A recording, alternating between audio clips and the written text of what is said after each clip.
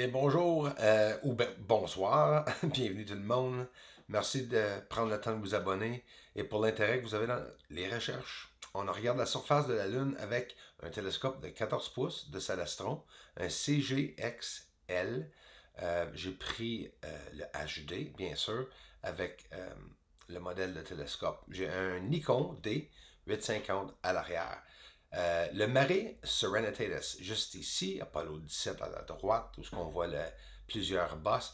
Là, boss, on regarde la surface, une couleur exceptionnelle. C'est toujours incroyable de voir les couleurs. J'essaie de distinguer la différence de la surface, de ce que je peux voir, de la distance qu'on voit, bien sûr, avec les 14 pouces. On voit beaucoup de changements de couleur sur la surface. Est-ce que c'est à cause des saisons?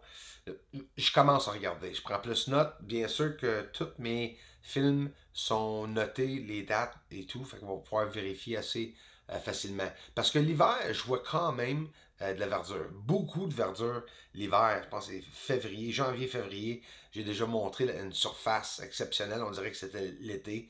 Mais sûrement que les saisons ne suivront pas nécessairement les saisons de la Terre. Il y a tellement de choses mystérieuses qu'on ne sait pas de la surface.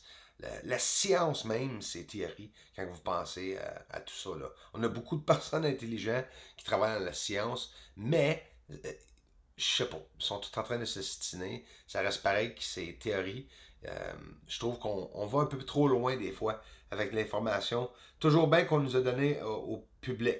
Puis pourtant, c'est drôle qu'il aille trop loin avec des exagérations qui nous en parlent. Puis pourtant, il y a tellement d'affaires qui nous ont gardé secret. Là, nous sommes très très près.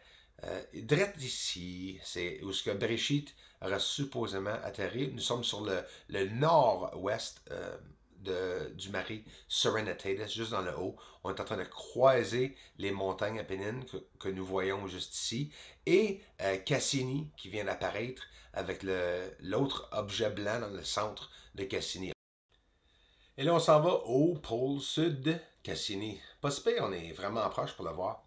Tycho, parce que la Lune est revirée.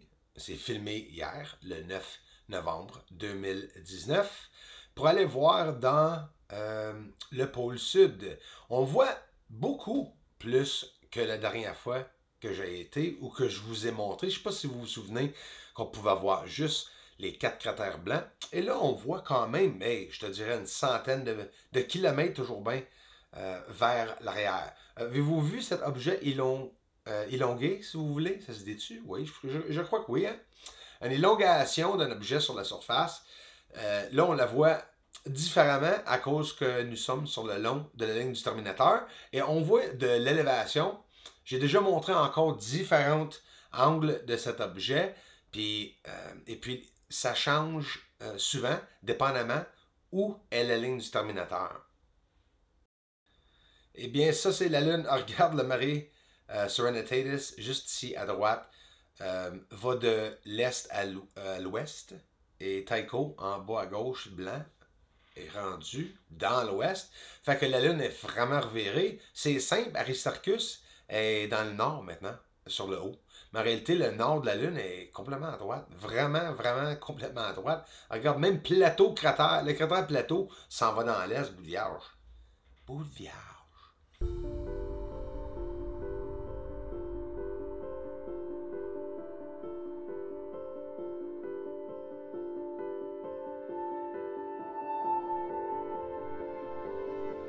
Est-ce que la fonte des glaces va nous amener des virus à nous? Ou bien, qu'est-ce qu'il y a dans les océans? Il en parle là.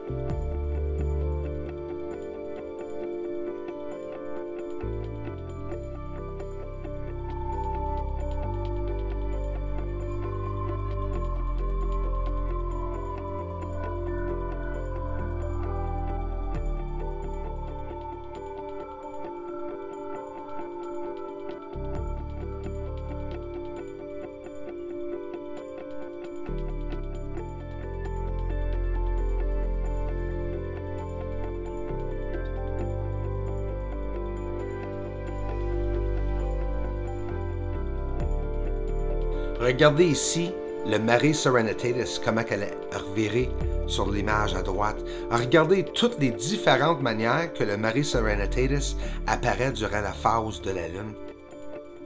Il y a une partie de la phase de la Lune qu'elle berce de gauche à droite. Regardez ici le Mare Crucium, encore, les différents endroits qu'elle est. Elle est dans le nord, elle est dans l'est. Allons voir Aristarchus, Kepler, juste à la gauche là.